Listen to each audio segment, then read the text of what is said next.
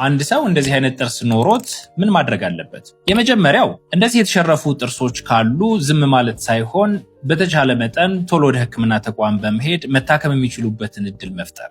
መታከም የሚችሉበት እድል መቼ ነው? የመጀመሪያው ከተጎዱ በኋላ ብዙም ሳይቆዩ ስራቸው ላይ ኢንፌክሽን ሳይፈጠር መግል ሳይዙ ቶሎ መታከም ቢችሉ መዳን ይችላሉ፣ ከኛ ጋር እንዲኖሩ ማድረግ። በሁለተኛነት የተሸረፈው ጥርስ ስሩ ሳይጎዳ፣ ለምሳሌ አንድ የተሸረፈ ጥርስ ለመጀመሪያ ጊዜ ላይ የህመም ስሜት ለቀዝቃዛውም ለጣፋጩም ነገር የህመም ስሜት ያመጣል።